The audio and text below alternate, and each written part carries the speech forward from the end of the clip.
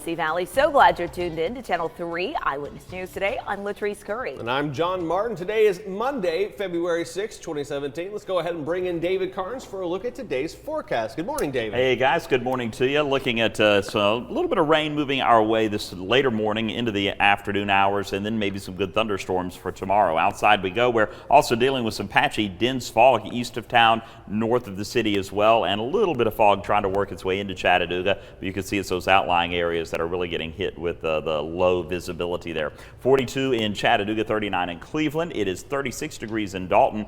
Grab the coat in Murphy. You are at 28 this morning, 37 in Altamont. Our Channel 3 Storm Alert Viper is showing this trough of low pressure. That's the brown dotted line there that's lifting up to the northeast, and that is going to bring some rain showers with it. Again, I think late morning, early afternoon is going to be our best chance for seeing some of those showers moving through. They'll taper off tonight after a high of 57 degrees. It'll stay in the 50s through most of the night tonight. So thunderstorms again on Tuesday. We'll have more detail on what you can expect in just a moment. All right, thanks so much, David. Well, of course, the big story of the morning, we are talking the 51st Super Bowl. It all came down to the final seconds. It was the first time in all of NFL history that the championship final was decided in overtime, and that's when you knew the tide was turning, when the game went to overtime. Yeah, for a lot of people who went to bed at halftime, they were Falcons fans. Hey, they thought everything was going to be great. Yeah, a lot of us like, yes, the Falcons are going to win the Super Bowl. But it was New England that made the big comeback with the highlights from Houston. Here, it's Paul Shaheen. He's in! Patriots win the Super Bowl! For sure, it hurts like hell. Well, that is certainly one way to put it. Another would be historic. No team had ever rallied from 25 down to win a Super Bowl. No team had ever won a Super Bowl in overtime.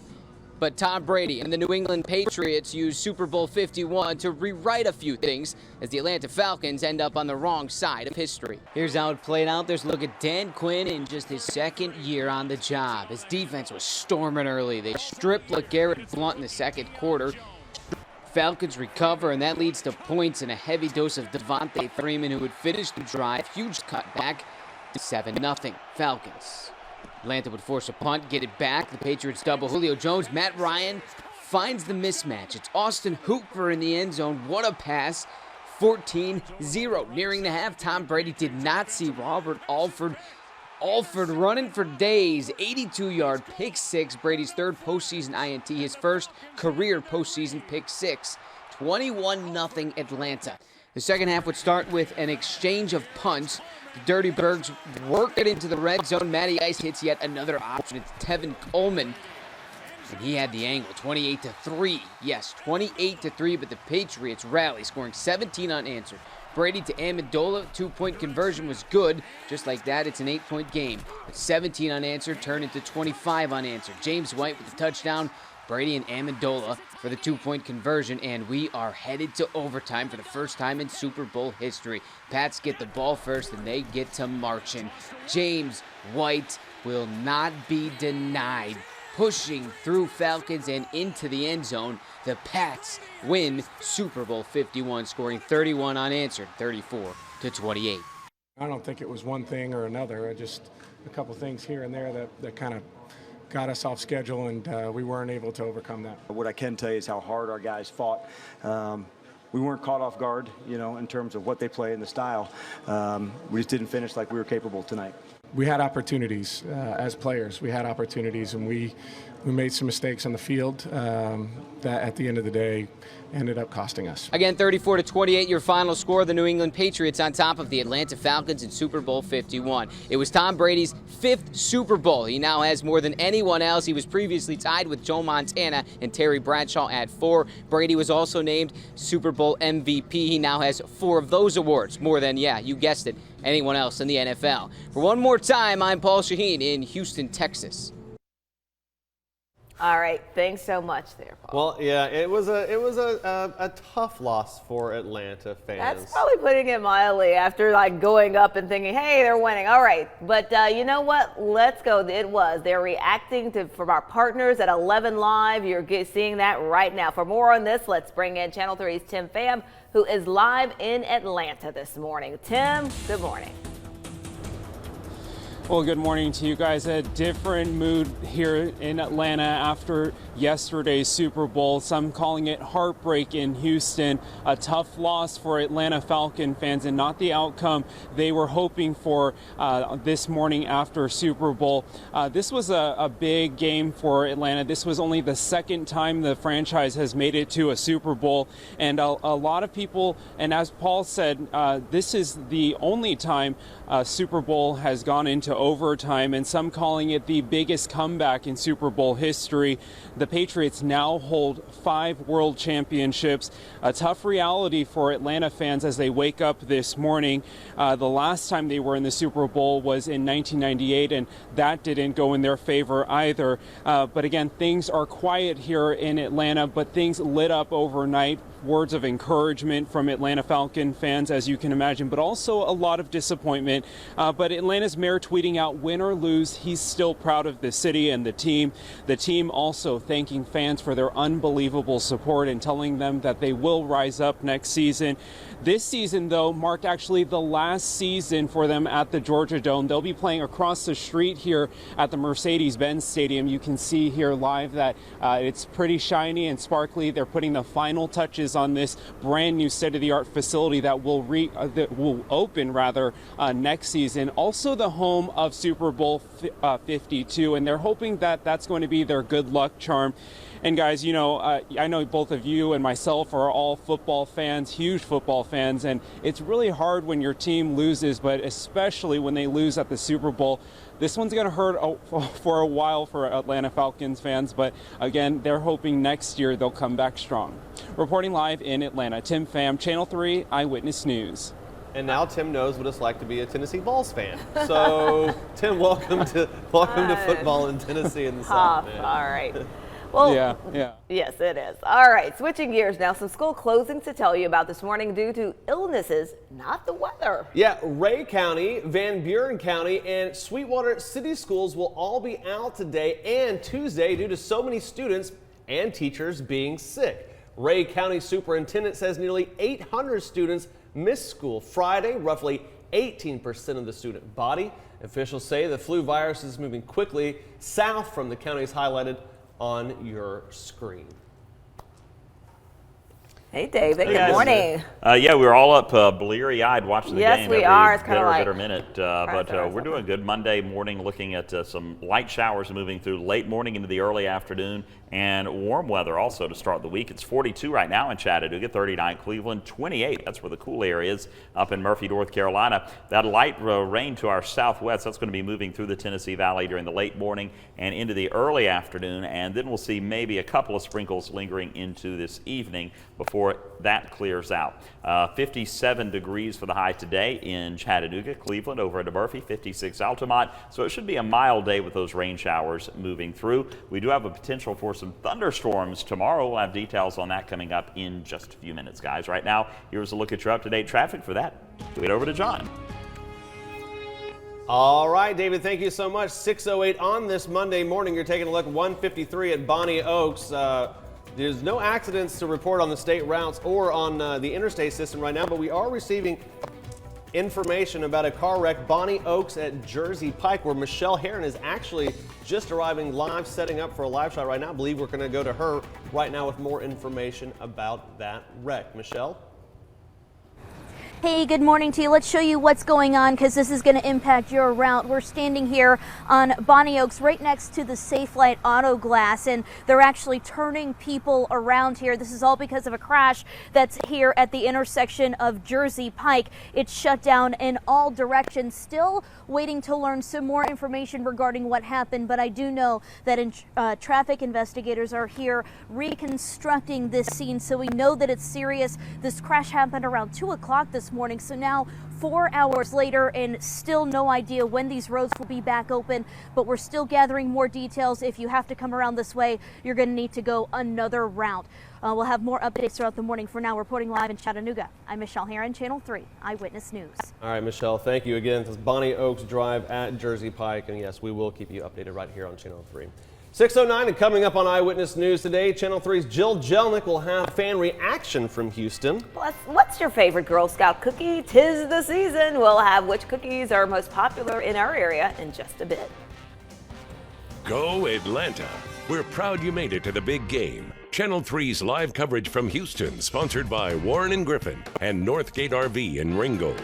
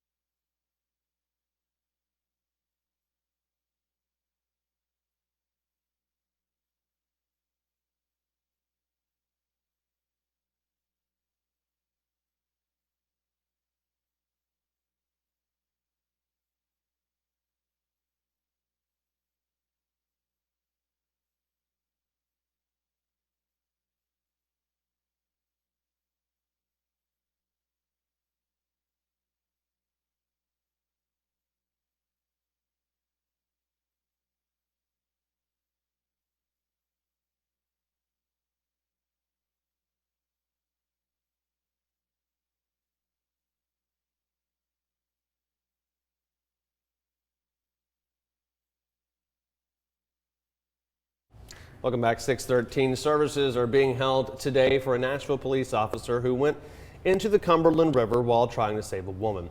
A Metropolitan Nashville police spokesperson says a memorial service will be held at noon for 44-year-old Eric McMaw at Cornerstone Church in Nashville. A private ceremony for the family is being held this morning. 40-year-old Julie Glisson will be charged with aggravated vehicular homicide once she leaves the hospital. An investigation found Glisson put the car into gear as McMaw and another officer were trying to get her out. Well, Chattanooga and Hamilton County will receive $6 million in funds after Alstom failed to meet its obligations. Mayor Andy Berg says the company was given $13 million in tax breaks back in 2008 and an agreement to create 300 jobs and invest millions in the property on Riverfront Parkway in return.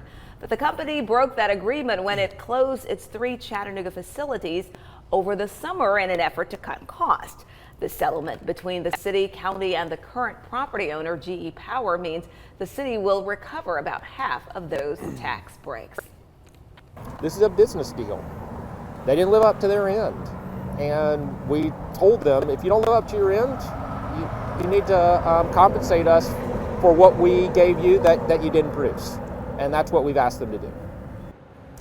Well, this is the first time in Chattanooga history city and county officials have pursued a company that failed to meet obligations.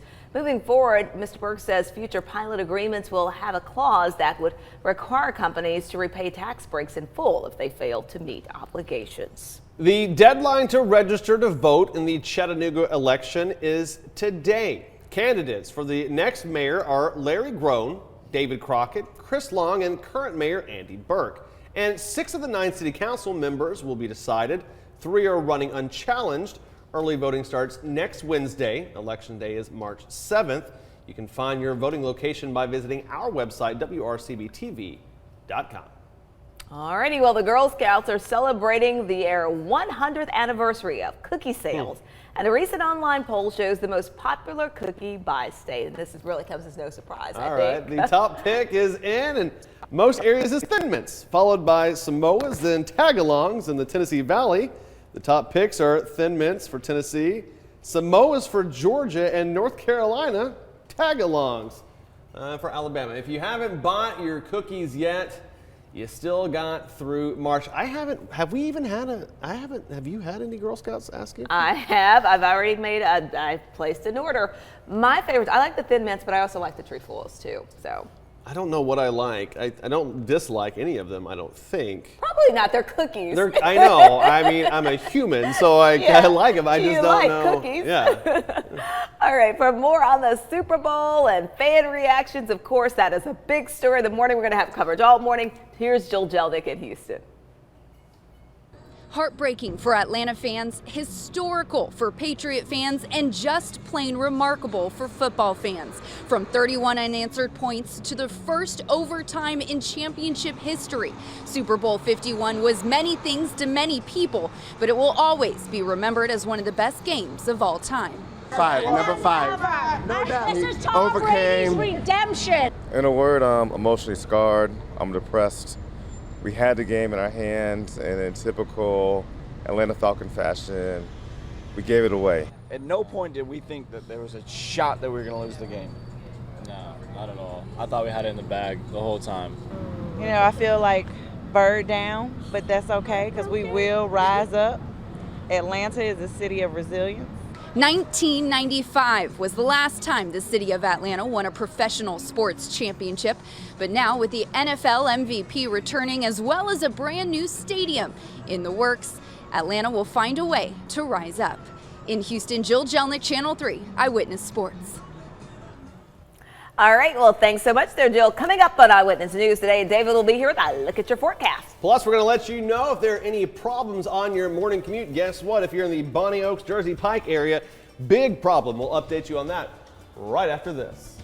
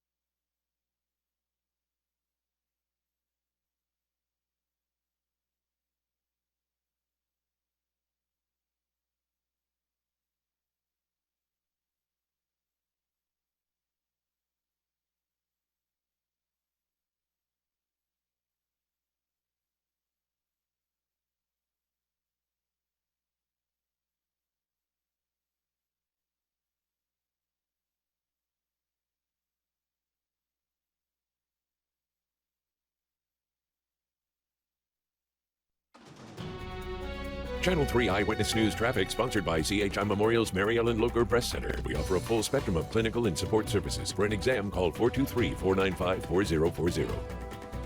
Welcome back, 6:21 on this Monday morning. Let's go outside, take a live look about the big story of the day traffic-wise. Bonny Oaks Drive at Jersey Pike. Michelle Herron on scene right there. She has confirmed one person has died. One person has been transported with non-life-threatening injuries to the hospital.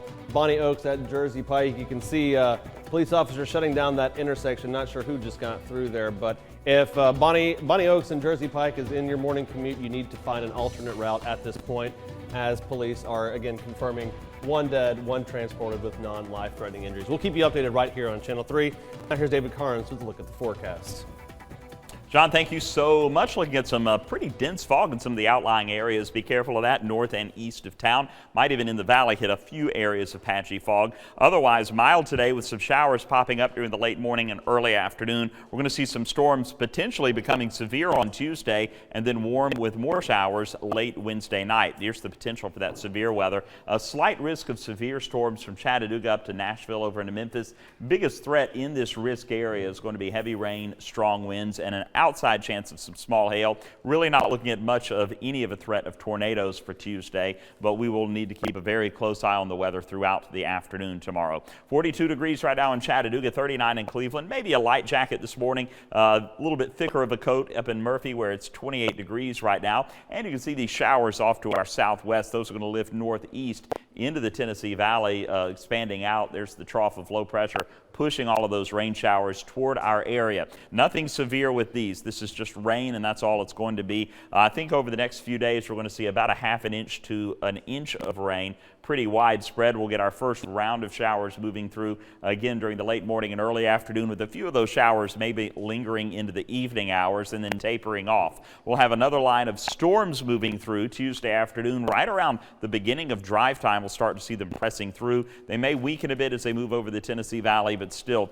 the potential for heavy rain, gusty winds, and small hail is going to be there for your commute home tomorrow afternoon. Tomorrow morning, we're going to be fine. For Wednesday, maybe some clouds and a slight chance for a smattering of rain here and there. It'll be late Wednesday night when we have a better chance of some heavier rain moving through, even into the early morning hours of Thursday. We're talking about 1, 2 in the morning when we could see some of that rain pressing through. Behind that front, northerly winds will cool us down. We'll go from 70 on Wednesday for a high down to the upper 40s on Thursday for a high. Today, cloudy, mild, some rain showers, 57 for the high, and we just get warmer as we move through the next couple of days. Mostly cloudy tonight. Will drop down to 49, and our storm alert 7-day forecast gets us up to 63 on Tuesday and then 70 on Wednesday. Again, that slight risk of storms Tuesday afternoon. This for late Wednesday night into the overnight hours of early Thursday morning, and then we'll cool down on Thursday afternoon, a high of 49, with the cool air continuing to move in on Friday morning, 29 for the low, and then we'll warm back up as we head into the weekend, reaching 70 by Sunday, with more rain possible on Sunday night, guys. All right. Thanks so much, David. Got it. Well, today marks Queen Elizabeth II's 65th anniversary of ascending to the throne. Her father, King George VI, died in his sleep in February of 1952, while then Princess Elizabeth and Prince Philip were on a trip to Kenya. In 2015, she beat the record set by her great-great-grandmother, Queen Victoria, 63 years and 7 months. Queen Elizabeth has recently cut back on her public schedule and is expected to spend today at her country estate. She is the only British monarch to ever celebrate her Sapphire Jubilee. Well, Britain's Prince William, his wife Kate, and Prince Harry took part in a relay race Sunday to support their charity, Heads Together. All right, the three were joined by about 150 other runners who are training for the London Marathon at Queen Elizabeth Olympic Park in East London. Kate came ready to run, but William and Harry were just too fast. They both beat Kate in the race. Heads Together is a charity which aims to promote mental well-being in young people. All right. All right, time now to take a look. I was like, that's kind of unfair that they were competing against Kate there, but okay. Take a look at our salutes. Congratulations and happy 16th birthday to our Bojangles winner. Hey. Yeah, happy birthday, Dylan Collins. Your family loves you a lot. Also celebrating today, happy 24th birthday to Cody Morgan. Your family and friends want to wish you a special day. Apparently we're doing Pet of the Week now. Okay. Yeah. Holly is a 7-year-old sweet cat. She's from a hoarding situation and does have an eye injury. I love this cat. Okay, so needs a better home, obviously cleaner. That would be great. Contact HES to give Holly a fur ever. Oh, Kristen, family. I like the way you put that forever. That's nice. there. And this face has me. I know it has an eye injury, but it's so adorable. It's cute. Come on, give them all. And this is what we're starting to do. This every Monday, we're going to feature a Pet of the Week. We've done this before with the Humane Educational Society, and we want to help support them and give these deserving pets a good home. So look for that each week as we kind of help feature a great pet if you're looking for someone to add to your family. I love it.